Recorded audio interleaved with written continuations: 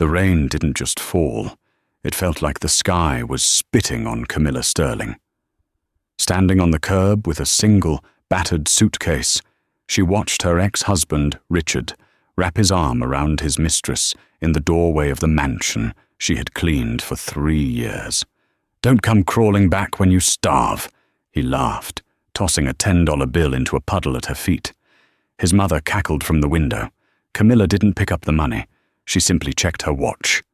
3 seconds later, the ground began to shake. Not from thunder, but from a fleet of 6 matte black Rolls-Royce Phantoms turning the corner, shutting down the entire street. The lead car stopped, and a man in a bespoke suit stepped out, bowing low. "Madam Vanderquilt," he boomed, silencing Richard's laugh instantly. "Your empire is waiting." The air conditioning in the conference room of Carter, Lowe and O'Malley was set to a freezing 65 degrees, but Richard Sterling was sweating. He wasn't nervous, he was impatient. He tapped his gold-plated fountain pen against the mahogany table, the rhythmic click, click, click echoing like a countdown. Across from him sat Camilla. For 3 years, she had been Camilla Sterling, the quiet, mousy wife who wore bargain bin cardigans and cooked roast chicken every Sunday for a mother-in-law who openly despised her. Today, she looked even smaller than usual. She was wearing a faded grey trench coat, her hair pulled back in a severe, unstylish bun. Her hands were folded in her lap, motionless. "Well," Richard snapped, checking his Rolex, "we don't have all day, Camilla. The terms are more than generous. $5,000 a month for 6 months. That's enough to get you a studio apartment in the city, or maybe a trailer back in whatever nowhere town I plucked you from." Beside Richard, his mother, Beatrice Sterling, adjusted her pearl necklace. Her face was a mask of haughty disdain. "Rick, you are too kind," she sneered, her voice grating. "She brought nothing into this marriage but debt and bad fashion sense. Why are we giving her alimony at all? It's not like she contributed to the company. While you were building Sterling Tech, she was—" "What?" "Dusting." Camilla didn't look up. She stared at the divorce papers in front of her. The bold text at the top read, "Dissolution of marriage." "It's fine, Mother," Richard said, leaning back in his leather chair with a smirk. "Consider it a charity tax. I need this done today. Jessica and I have plans for the weekend." At the mention of the name Jessica, Camilla's eyes flickered upward for the first time. They were a striking, icy blue, a feature Richard had once claimed to love, but now found unsettlingly blank. "Jessica Price," Camilla said softly. It wasn't a question. Richard rolled his eyes. "Yes, Jessica. A woman who actually understands my world. A woman with status, Camilla. Someone who can stand next to me at a gala and not look like the catering staff. Don't act shocked. You've known for months." "I knew," Camilla admitted, her voice steady. "Then sign the damn papers," Richard hissed, sliding the document closer to her. "And remember the NDA. You talk to the press about the family, about the business, or about Jessica, and I will sue you until you're living in a cardboard box." Camilla reached into her purse. Beatrice tensed, perhaps expecting a weapon or a dramatic reveal of photos. Instead, Camilla pulled out a cheap plastic ballpoint pen. She didn't argue for more money. She didn't scream about the 3 years of emotional abuse, the isolation, or the nights she spent alone while Richard was working late with Jessica. She simply flipped to the last page and signed, "Camilla." Just Camilla. She had already dropped the Sterling. "Smart girl," Beatrice scoffed. "At least she knows her place." The lawyer, Mr. Carter, looked at Camilla with a flicker of pity.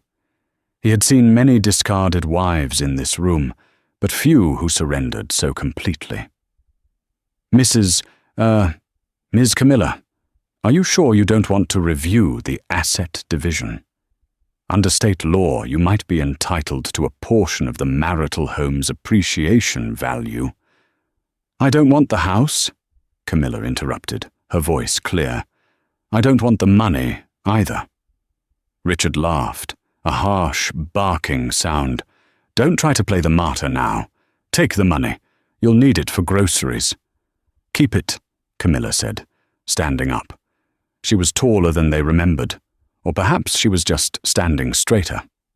I only want one thing. Oh, here we go, Beatrice groaned. The jewelry? The car? The cat, Camilla said. Barnaby. The stray I took in last winter. Richard looked at her as if she were insane. The mangy thing with one ear. Take it. I was going to have the gardener drown it anyway. Camilla flinched, the only sign of emotion she had shown all morning. She picked up her copy of the papers, folded them neatly, and placed them in her bag. Everything else, Camilla said, looking Richard dead in the eye. You can keep. You're going to need it more than I will. Richard slammed his hand on the table. What is that supposed to mean? Is that a threat? It's a prediction, Camilla said calmly. She turned to the door. You have 2 hours to vacate the premises, Richard shouted after her, his face reddening. If you're not off the property by noon, I'm calling the police to have you removed for trespassing. Camilla didn't look back. As she walked down the long, marble corridor of the law firm, she pulled her phone from her pocket. It was an old model with a cracked screen. She dialed a number she hadn't called in 3 years. It rang once. It's done, she whispered into the receiver. Initiate Protocol 0. A deep, gravelly voice on the other end responded immediately. Acknowledged, Miss Vanderquilt. The convoy is en route. ETA, 45 minutes. Camilla hung up and stepped into the elevator. As the doors closed, burying her reflection in steel, the mousy housewife died, and the heiress began to wake up.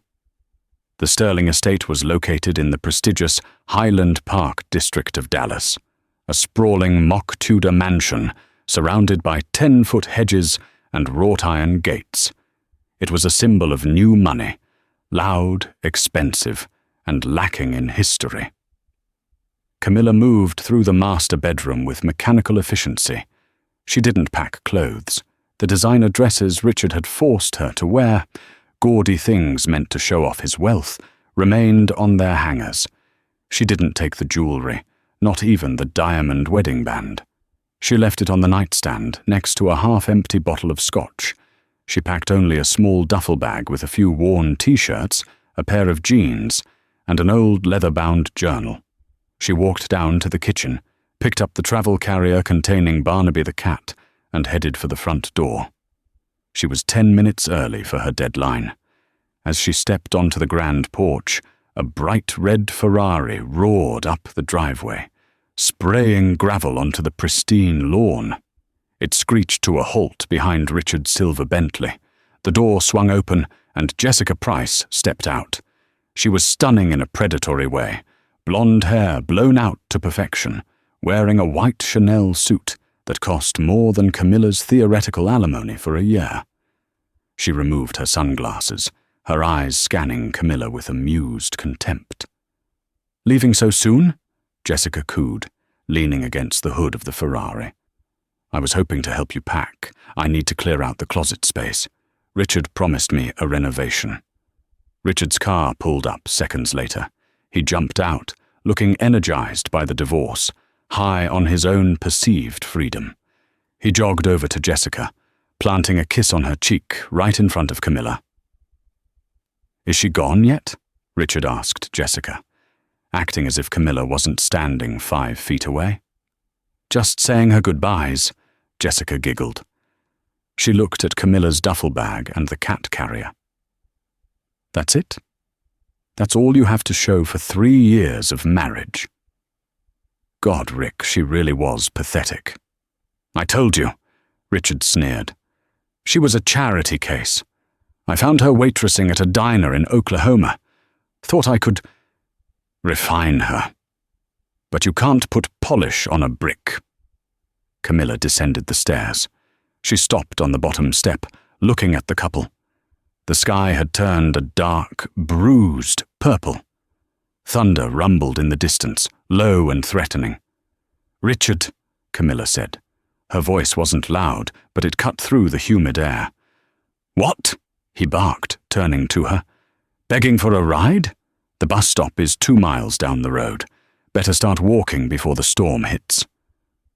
"I just wanted to thank you," Camilla said. Richard blinked, confused. Jessica let out a sharp laugh. "She's thanking you for dumping her." "That's rich." "Thank you for showing me exactly who you are," Camilla continued, ignoring Jessica, "and for showing me that I don't need to hide anymore." "Hide?" Richard scoffed. "You were a housewife, Camilla. You didn't hide anything except maybe a few pounds under those baggy sweaters. Get out of here. You're depressing me." He made a shooing motion with his hand. "Go on. Scram." Camilla tightened her grip on the cat carrier and walked past them. She walked down the long driveway, past the fountain Richard had installed last month, past the security cameras that had watched her every move. She reached the massive iron gates. They were open. She stepped onto the public sidewalk just as the clouds broke. It started as a drizzle, then quickly escalated into a torrential downpour. Within seconds, Camilla's trench coat was soaked, her hair plastered to her face. She looked like the picture of misery, a discarded woman standing alone on the side of the road in a storm. From the safety of the covered porch, Richard and Jessica watched. Richard pulled out his phone. "This is priceless," he laughed, snapping a photo of Camilla's solitary figure against the rain. "I'm sending this to Mother." Caption: "Trash day came early." Jessica leaned into him. "You're terrible. I love it." "She's waiting for an Uber," Richard mocked. "She probably can't even afford the surge pricing. Look at her, just standing there." Camilla wasn't checking a ride-share app. She was looking at the time on her watch. It was 12 p.m. exactly. 3, 2, 1, she whispered. At first it was just a vibration in the pavement, a low hum that grew into a roar. Richard frowned, lowering his phone. "What is that noise?" Around the corner of the winding residential street, headlights pierced the rain. They were blindingly bright, high-intensity xenon beams. A massive black SUV, a Cadillac Escalade with reinforced plating, swung around the bend. Then another. Then a sleek, matte black Rolls-Royce Phantom. Then 3 more SUVs. It was a motorcade, a presidential-level convoy moving with aggressive precision. "What the hell?" Richard muttered, stepping off the porch. "Is the governor in town? Why are they coming down our street?" The convoy didn't pass. The lead SUV swerved, blocking the road to the left.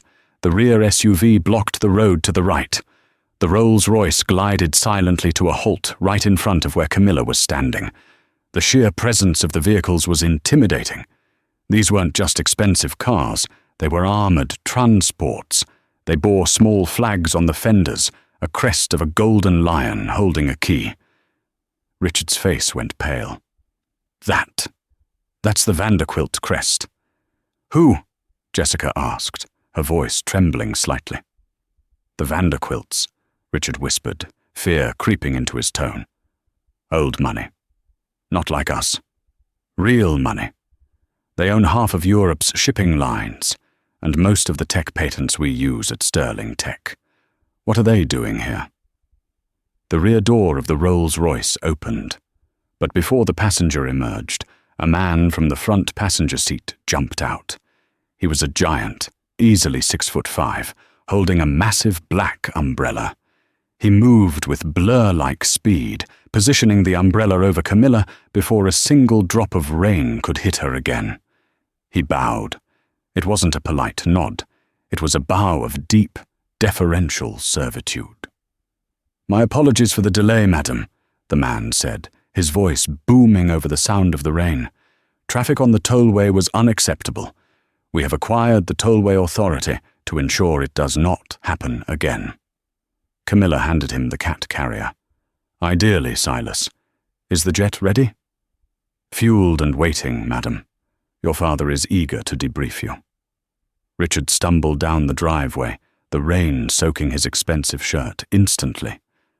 Hey, wait a minute," he shouted, driven by a mix of confusion and indignation. "What is going on? Camilla?" Silas, the bodyguard, turned. He didn't speak. He simply looked at Richard. The look was so cold, so utterly devoid of humanity, that Richard stopped dead in his tracks 10 feet away. Camilla turned slowly. She looked at Richard, then at Jessica, who was cowering on the porch. Camilla reached up and pulled the pins from her hair. Her wet, dark locks tumbled down her back. She took off her glasses and threw them into the gutter. Her posture shifted.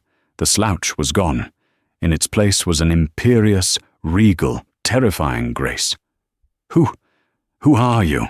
Richard stammered. Camilla smiled. It wasn't a nice smile. "You spent 3 years calling me a nobody, Richard," she said, her voice carrying effortlessly over the storm. "You were right. Camilla Sterling was a nobody. She never existed." She stepped toward the open door of the Rolls-Royce. "My name," she said, looking back over her shoulder, "is Camilla Vanderquilt, and you have just made the biggest mistake of your life." She slid into the leather interior. Silas slammed the door shut. The convoy peeled away, tires gripping the wet asphalt, leaving Richard Sterling standing in the rain, soaked, confused, and suddenly feeling very, very small. The interior of the Rolls-Royce Phantom was a sanctuary of silence. As the heavy door latched shut, the sound of the storm, and Richard's frantic shouting, was instantly severed. The world outside was grey and chaotic, but inside the air was scented with sandalwood and aged leather. The temperature was a perfect 68 degrees. Camilla leaned back into the deep, massaging seat. For 3 years, she had sat on lumpy sofas, driven a 10-year-old sedan with a broken heater, and slept on a mattress that gave her back pain. Her body instinctively relaxed into the luxury she had been born into, a muscle memory she had suppressed for the sake of a love that turned out to be a lie. Silas sat in the front passenger seat, watching her through the rearview mirror with protective intensity. He didn't speak immediately. He knew the protocol. He waited until Camilla let out a long, shuddering breath, her eyes closed, her hands trembling slightly in her lap. "The champagne is chilled, madam," Silas said softly. 1959. Dom Perignon. Your favorite. Camilla opened her eyes. She looked at the crystal flute resting in the holder. She reached for it, her fingers brushing against the cold glass. She didn't drink. She just held it, grounding herself. "Connect me to the chairman," she said. Her voice was no longer the soft, apologetic whisper of Camilla Sterling. It was low, resonant, and devoid of hesitation. "He is already on the secure line," Silas replied. He tapped a console on the dashboard. A screen descended from the roof of the car. The image flickered for a moment, before resolving into the face of an older man sitting in a library that looked more like a museum. Arthur Vanderquilt, the patriarch of a dynasty that rivaled nations in GDP, looked at his daughter. His face was a map of hard lines and ruthless decisions, but his eyes held a glimmer of relief. "Camilla," Arthur said. He didn't ask how she was. He didn't offer sympathy. Vanderquilts didn't deal in sympathy. They dealt in assessments. "Is the experiment concluded?" "Concluded," Camilla confirmed. She took a sip of the champagne. It tasted like home. The hypothesis was incorrect. A normal life does not breed humility in others. It breeds contempt. Arthur nodded slowly. "I warned you. You wanted to know if a man could love you for you, not for the billions attached to your name. You found a man who had nothing, assuming he would appreciate everything. Instead, you found a parasite. He wasn't just a parasite, Father, Camilla said, looking out the tinted window as the convoy merged onto the private access road for Dallas Love Field Airport. He was cruel. He took my silence for weakness. He took my kindness for stupidity. And now? Arthur asked. Now, Camilla said, her grip on the glass tightening. I am done being kind.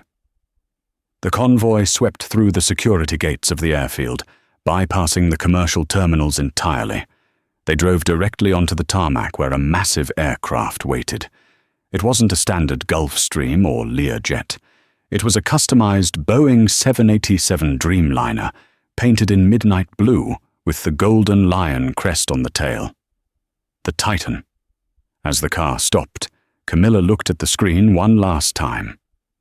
Father, initiate the acquisition of the secondary lenders holding Sterling Tech's debt. I want a full audit of their supply chain by morning, and freeze the assets of the shell company Richard uses to hide his business expenses for his mistresses. Arthur smiled, a rare, shark-like expression. The legal team has been on standby for 48 hours. We already own the bank that holds his mortgage. We were just waiting for your signal. Burn it, Camilla whispered. Burn it all down. But do it slowly. I want him to feel the heat before he sees the fire. Welcome back, my dear, Arthur said, and the screen went black. Silas opened the car door. The rain had stopped, replaced by a humid, heavy mist. Camilla stepped out onto the tarmac. A flight crew of 6 stood at attention at the base of the stairs, heads bowed. Welcome home, Miss Vanderquilt, the captain said. Camilla walked up the stairs, the click of her heels on the metal echoing like gunshots. She paused at the top and looked back toward the city skyline, a grey smudge in the distance. Somewhere in that smudge was the house she had scrubbed on her hands and knees. Somewhere there was a man laughing at her photo, thinking he had won. She stepped into the plane. The door sealed shut. She went straight to the master suite at the back of the plane, a room larger than the studio apartment Richard had mocked her with. She walked into the walk-in closet, stripping off the cheap, damp clothes she had worn as Camilla Sterling. She let the grey trench coat fall to the floor in a heap. She showered, scrubbing the scent of pine sol and cheap detergent from her skin. When she emerged, she dressed in a silk robe that cost more than Richard's car. She sat at her vanity, looking at her reflection. For 3 years, she had worn no makeup, pulled her hair back, and made herself small. Now, she began to apply her war paint, a sharp, winged liner, a deep, blood-red lipstick. She brushed her hair until it shone like obsidian. Barnaby, the one-eared cat, was already curled up on a velvet pillow on the bed, eating from a china bowl filled with fresh salmon. Camilla petted him gently. We're going to be fine, Barnaby, she murmured. But they aren't. Silas knocked on the doorframe. Madam, we are airborne. We will arrive in New York in 3 hours. There is one more thing. Speak. Mr. Sterling posted the photo, Silas said, holding out a tablet. On his social media. And his mother has given a statement to a local gossip blog calling you a gold-digging fraud. Camilla took the tablet. She saw the photo of herself standing in the rain, looking pathetic. The caption read, Usually I donate my old clothes to charity. Today, I just threw the whole person out. New beginnings. By Felicia. It had 400 likes. Most were from his sycophantic employees. Camilla didn't get angry. She felt a cold, clinical calm wash over her. Do we own the platform hosting this blog? Camilla asked. We own the parent company that hosts the server farm, Silas clarified. Leave it up, Camilla said, handing the tablet back. "Let the world see it. I want there to be a record of his arrogance. It will make his fall so much more entertaining to watch." She turned back to the window, watching the clouds rush by. She picked up a heavy, gold-embossed folder from the desk. The cover read, "Project Sterling, Dismantling Phase." She opened it. The silence in the Sterling mansion was suffocating. An hour had passed since the convoy had vanished. Richard Sterling sat on the oversized white leather sofa in the living room, a towel draped around his shoulders. He was shivering, but not from the cold. He was staring at the wall, his mind trying to reboot, unable to process the data it had just received. Beatrice Sterling was pacing back and forth on the Persian rug, her heels digging into the fabric. She held a glass of sherry in a shaking hand. "It's a stunt," Beatrice declared, her voice shrill. "It has to be. She hired actors. That's it. She spent whatever savings she skimmed off the grocery money and hired a few limousines to make us jealous. It's pathetic, really." Jessica Price was less convinced. She was sitting on the arm of the sofa, scrolling furiously on her phone. Her face, usually perfectly composed, was pale. "Richard," Jessica said, her voice tight. "Did you see the license plates?" "What?" Richard snapped, looking up. "Who cares about the plates?" "They were diplomatic plates, Rick," Jessica said, turning the phone screen toward him. "And that crest, the lion and the key. I just Googled it. It's a logo, Jess. Anyone can make a logo. Not this one," she whispered. "It belongs to the Vanderquilt Global Consortium. They are the largest private equity firm in the Western Hemisphere. They own Aerogen, Vanderquilt Shipping, North Atlantic Bank. They even have a controlling stake in the company that manufactures your microchips." Richard snatched the phone from her. He stared at the Wikipedia page. The Vanderquilt family. One of the wealthiest and most reclusive families in the world. Current patriarch, Arthur Vanderquilt. Sole heiress, Camilla Elizabeth Vanderquilt. Whereabouts unknown since 2023. 2023, the year Richard had met Camilla at that diner in Oklahoma. She had told him she was a runaway from a bad foster home. He had believed her because her clothes were ragged and she looked hungry. "No," Richard muttered, shaking his head. No, it's impossible. She scrubbed my toilets, Mother. She let you scream at her for undercooking the roast. Why would a billionaire heiress do that?" Beatrice stopped pacing. The color drained from her face as the realization hit her. "A test," she breathed. "It's like those fairy tales. The princess dresses as a peasant to find a suitor who loves her for her heart." She looked at her son with horror. "And you treated her like garbage." "I treated her like a wife," Richard yelled, standing up. "I gave her a roof over her head." "You cheated on her," Jessica pointed out, her voice rising. "Openly, and you just kicked her out into a storm with $10. "You were right there with me," Richard screamed at her. "Because I thought she was a nobody," Jessica shrieked back. "I didn't know I was mocking the woman who could buy my entire family tree."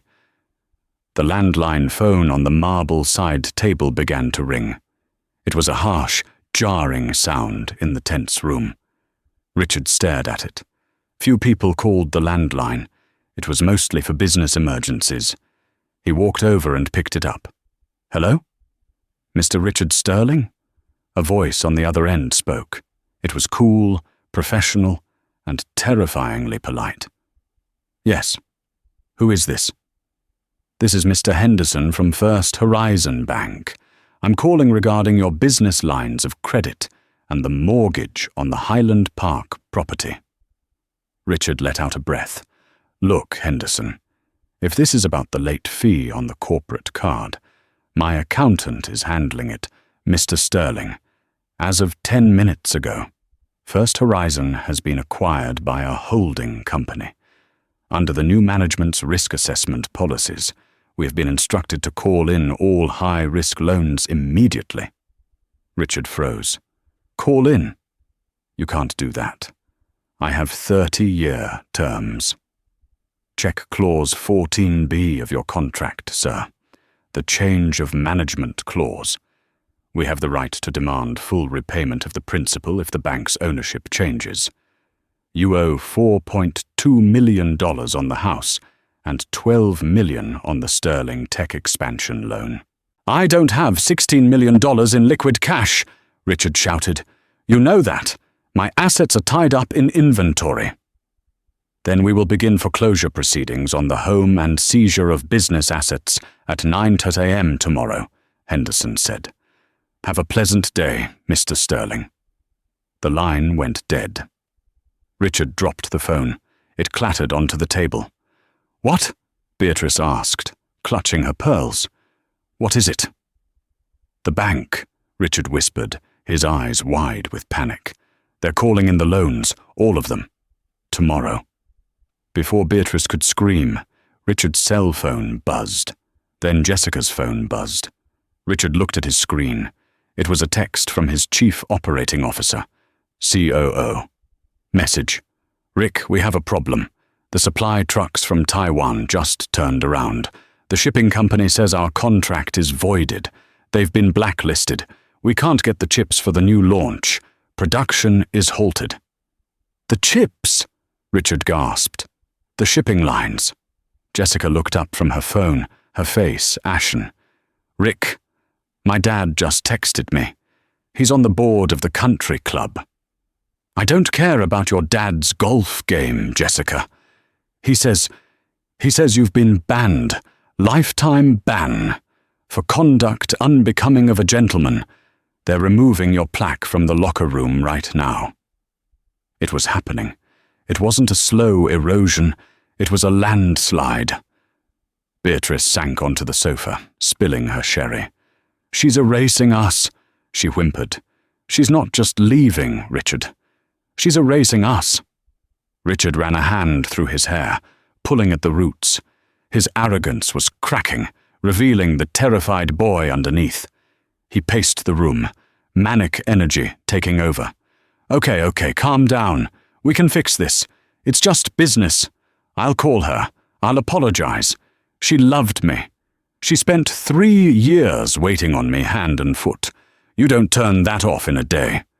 He fumbled for his phone, scrolling through his contacts to find wife. He hit dial. The number you have reached is no longer in service. He dialed again. Same result. She changed it. He spat. Okay, I'll go to her. Where did that car go? The airport. She's probably going back to wherever Vanderquilts live. New York? London? You can't go to her, Jessica said, stepping back from him. She looked at Richard like he was a contagion. Rick, if she can buy your bank in an hour, what do you think she'll do if you show up at her door? I have to try, Richard yelled. Sterling Tech is my life. This house is my life. Well, it's not mine, Jessica said, coldly. She grabbed her purse. What are you doing? Richard asked.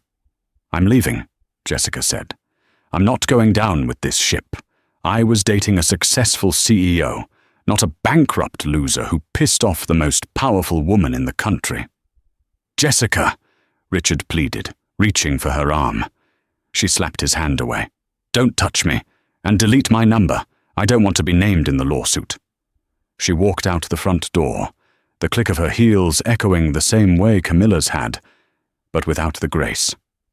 Richard stood in the center of his living room. The rain outside had started again, tapping against the windows like 1,000 fingers asking to be let in. Beatrice began to sob. We're going to be poor, Richard. I can't be poor. I'm too old to be poor. Richard stared at the divorce papers still sitting on the coffee table. He looked at the signature on the last page.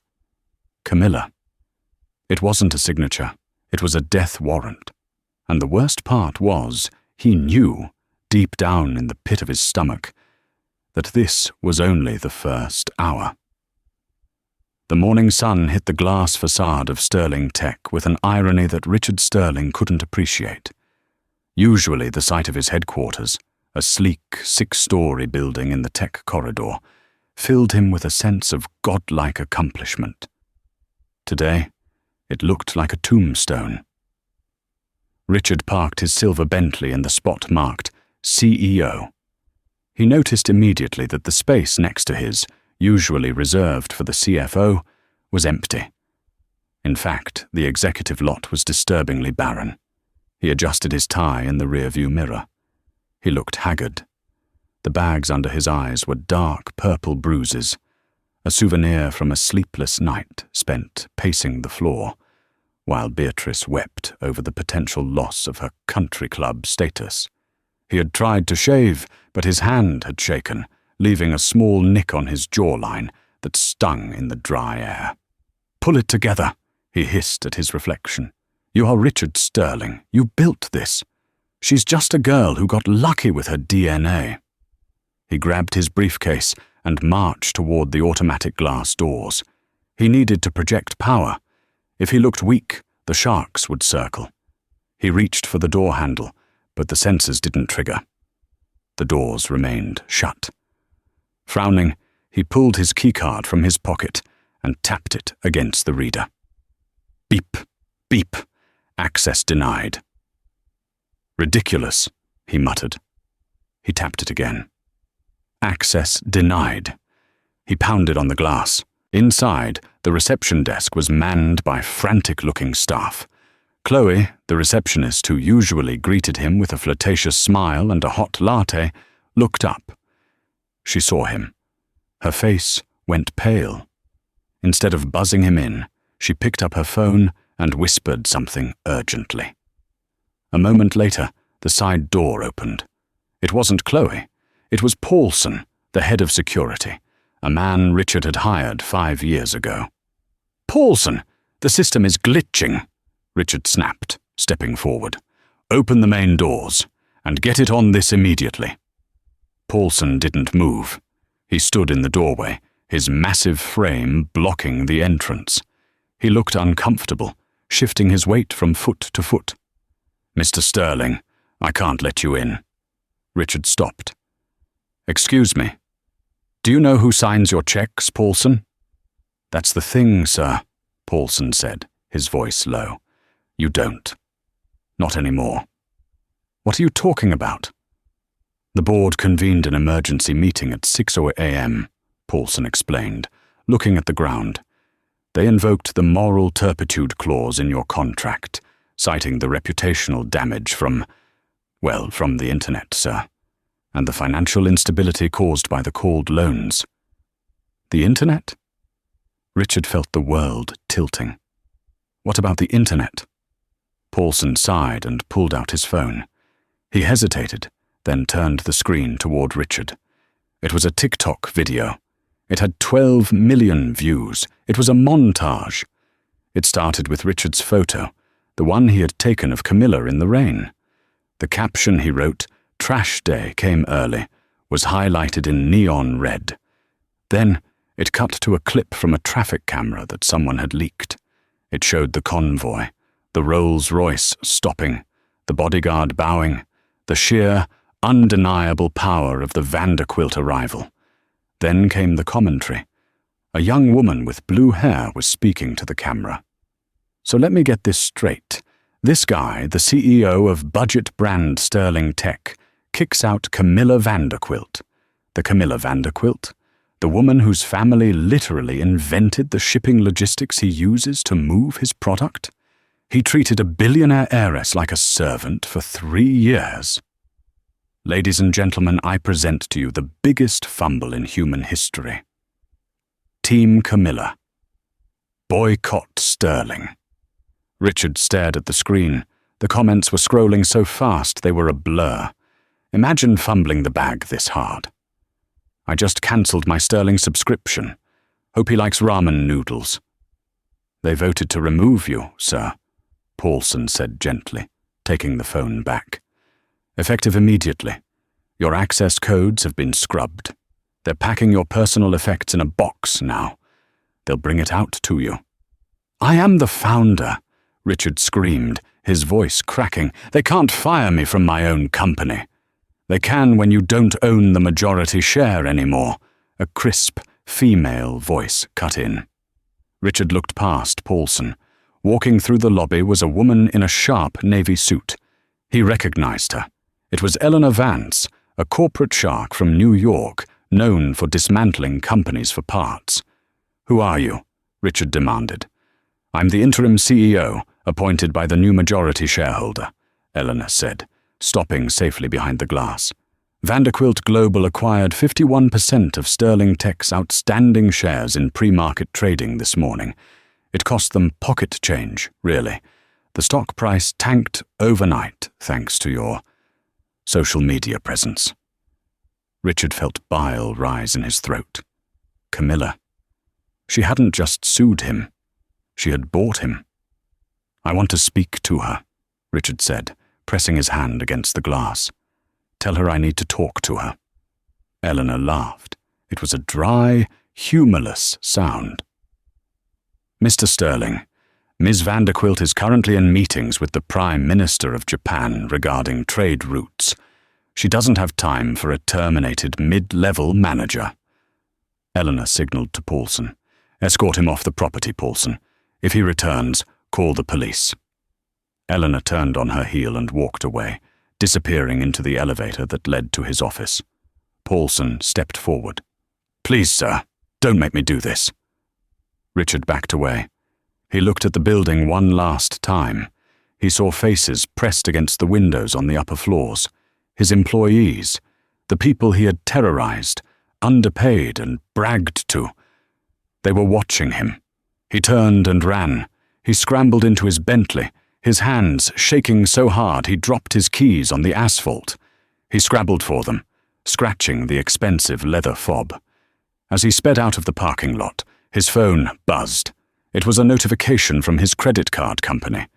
Alert. Transaction declined at Starbucks. Reason: account frozen. He hit the steering wheel, screaming until his throat was raw. He was trapped in a nightmare of his own making, and the architect of his destruction was the woman who used to rub his feet after work. 5 days later, the silence in the Sterling mansion was worse than the screaming. The house was dark. Richard had turned off the lights to save electricity, a habit he had once mocked Camilla for.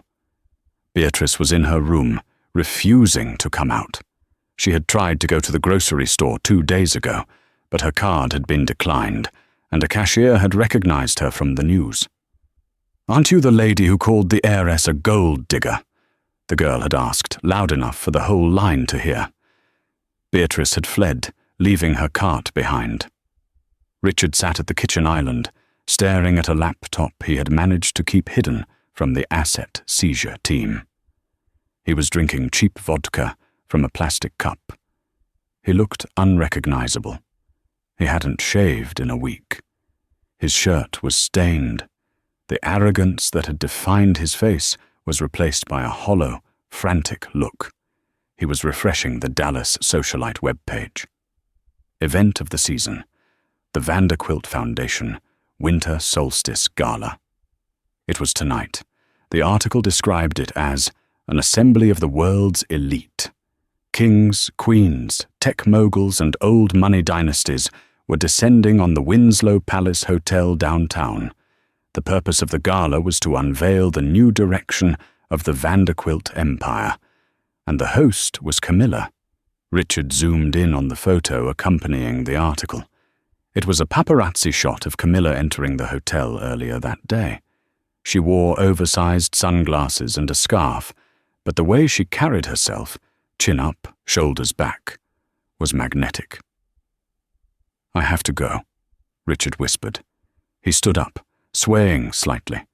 The alcohol buzzed in his head, feeding a delusion that had been growing for days.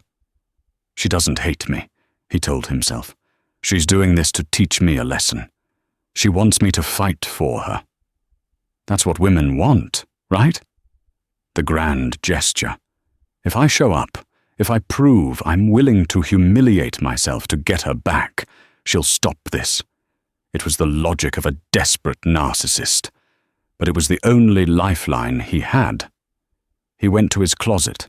Most of his suits were gone, seized by the creditors or sold by Beatrice online for quick cash. But tucked in the back, in a garment bag he had forgotten, was his tuxedo. It was a little tight, and it smelled of mothballs, but it was black tie. He dressed with frantic energy. He slicked his greasy hair back. He found a pair of cufflinks in a drawer. Fake gold, but they would pass in dim light. He didn't have a car. The Bentley had been repossessed yesterday. A tow truck had dragged it away while he watched from the window. He called a taxi. He had $40 left in cash, the money he had found in a coat pocket. The Winslow Palace Hotel was a fortress of light. Searchlights swept the sky. A red carpet stretched from the curb, flanked by velvet ropes and hundreds of screaming onlookers hoping to catch a glimpse of a celebrity. Richard got out of the taxi a block away. He couldn't let them see him arriving in a yellow cab. He walked the rest of the way, the cold wind biting through his thin tuxedo jacket. At the entrance, security was tighter than the Pentagon. Burly men with earpieces checked invitations with UV scanners. Richard's heart hammered against his ribs. He didn't have an invitation. He walked up to the side entrance, near the catering trucks. He saw a group of waiters smoking by the loading dock. He waited until they stubbed out their cigarettes and went back inside. He caught the heavy metal door before it clicked shut. He slipped into the kitchen. The heat hit him instantly, smelling of truffle oil and roasted duck. He kept his head down, walking briskly, pretending to belong. He grabbed a tray of empty champagne flutes from a counter to look busy. He navigated the labyrinth of corridors until he heard the hum of conversation and the clinking of glass. He pushed through a set of double doors and stepped into the ballroom. It was breathtaking. The ceiling was draped in white silk, and thousands of hanging crystals that caught the light like frozen rain. The centerpieces were towering arrangements of white orchids and silver branches. The room smelled of expensive perfume and money. Richard set the tray down on a side table and blended into the crowd. He felt small. Everyone here looked polished, glowing with health and wealth. He felt dirty, like a smudge on a pristine painting. He scanned the room.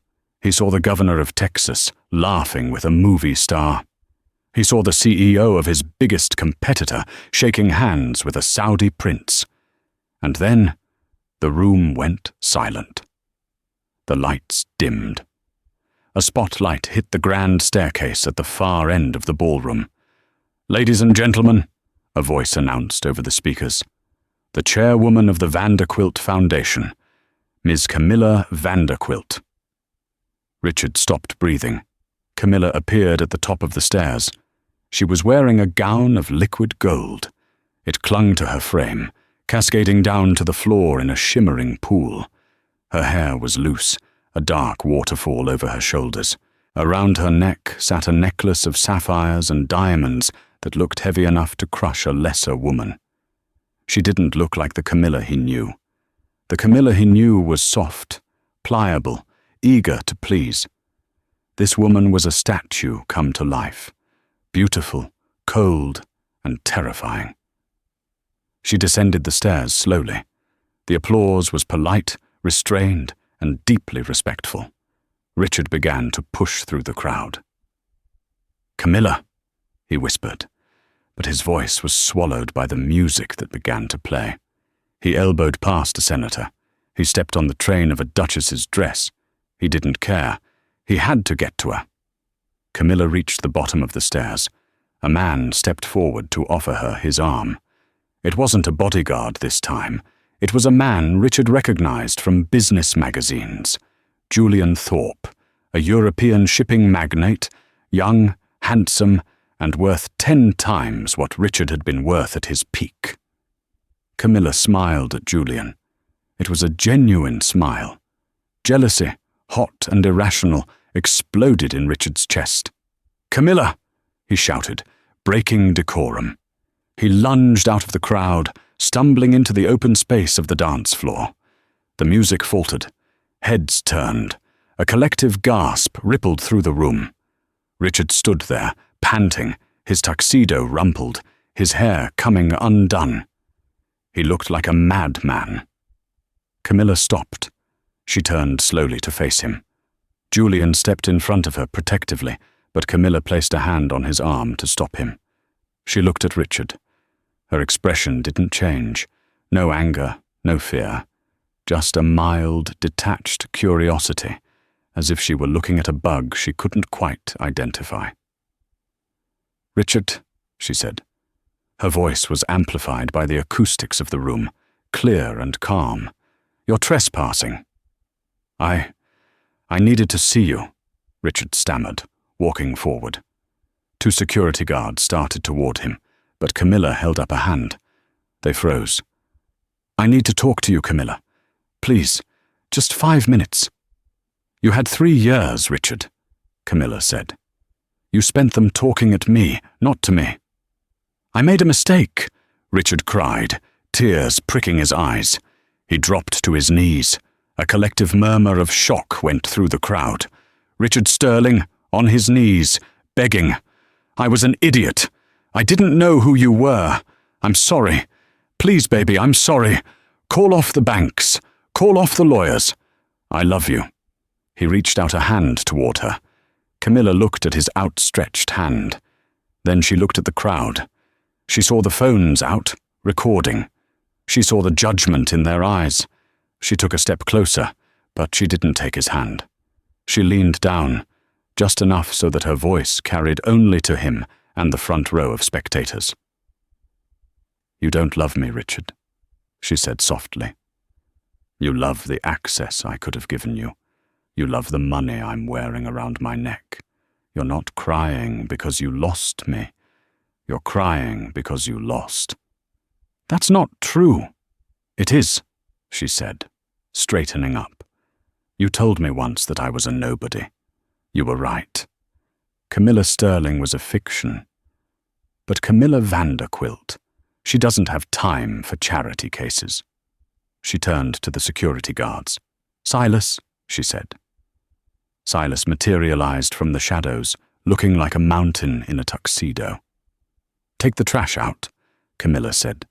Silas grabbed Richard by the back of his collar. Richard kicked and screamed. "Camilla! Camilla, you can't do this. I'm your husband." "Ex-husband," she corrected, not looking back. She took Julian's arm. "Shall we dance?" The orchestra struck up a waltz. As Richard was dragged out of the ballroom, screaming and flailing, the last thing he saw was Camilla Vanderquilt spinning in the arms of another man, her gold dress catching the light, shining like the sun he had tried to stare down and lost. The heavy doors slammed shut, cutting off his view forever.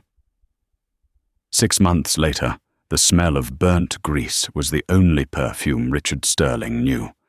He stood behind the counter of Sal's Burger Joint, a roadside diner on the outskirts of Oklahoma City, ironically, only a few miles from where he had first found Camilla. He wasn't the manager. He wasn't even the head chef.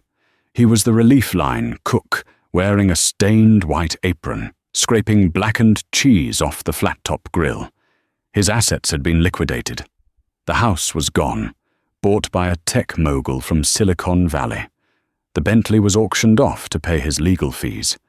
Beatrice had been moved into a state-subsidized assisted living facility, where she spent her days complaining to nurses who didn't care about her former social standing. Jessica Price had married a 70-year-old oil tycoon 3 weeks after the breakup. Richard wiped his brow with a greasy rag. The diner was quiet, save for the hum of the refrigerator and the small television mounted in the corner. "Hey, Rick!" the manager shouted from the back. "Turn up the volume. This is the big press conference." Richard looked up. On the screen, the logo of Vanderquilt Sterling Industries flashed. He flinched at the name. She had kept his name on the company, but only as a trophy of her conquest. Camilla appeared on the screen. She looked radiant, sitting next to Julian Thorpe, her new fiancé. But it wasn't a wedding announcement. It was a product launch. "Ladies and gentlemen," Camilla said, her voice confident and warm, "today we are revolutionizing the energy sector. We are unveiling the EcoCore processor, a microchip that reduces data center energy consumption by 40%. Richard froze. The EcoCore. "The design for this chip," Camilla continued, smiling at the camera, "came to me during a very quiet, very lonely period of my life.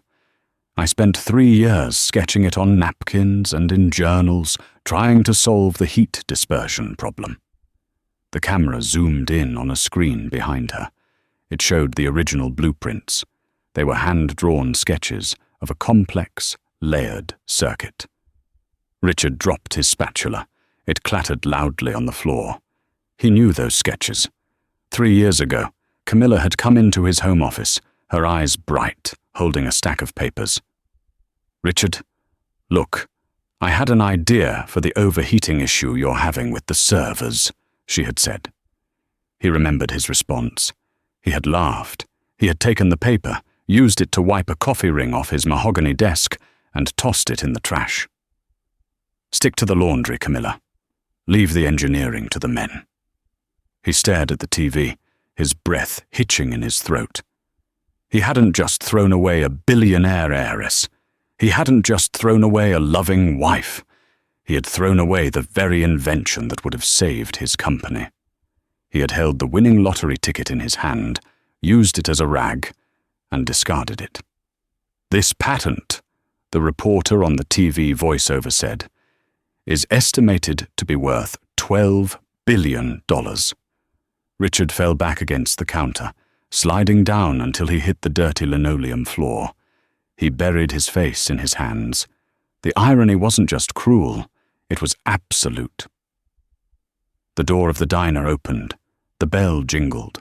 A man in a suit walked in. It was Mr. Henderson, the banker who had foreclosed on his home. He looked around the dumpy diner, spotted Richard on the floor, and approached him. "Mr. Sterling." Richard looked up, eyes red. "What?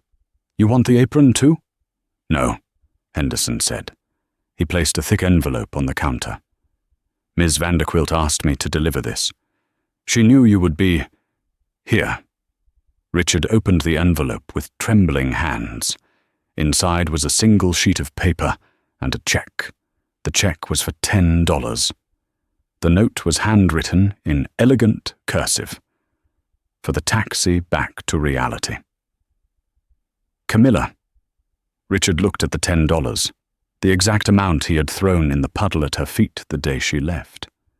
He started to laugh.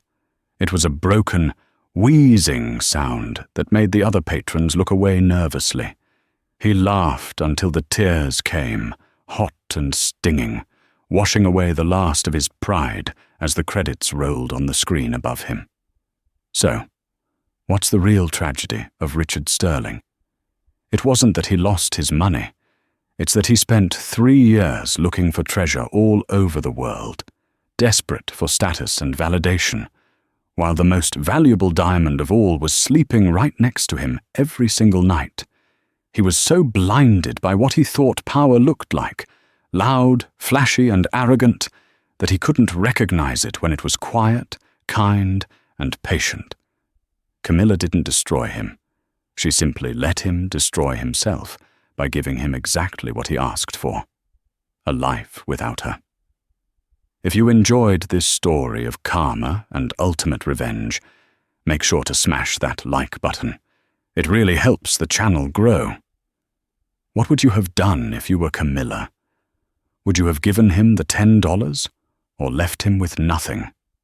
Let me know in the comments below. And if you want more stories about justice being served cold, hit that subscribe button and ring the notification bell so you never miss a video. Thanks for watching, and remember, be careful who you step on today. They might be the one driving the Rolls-Royce tomorrow. See you in the next one.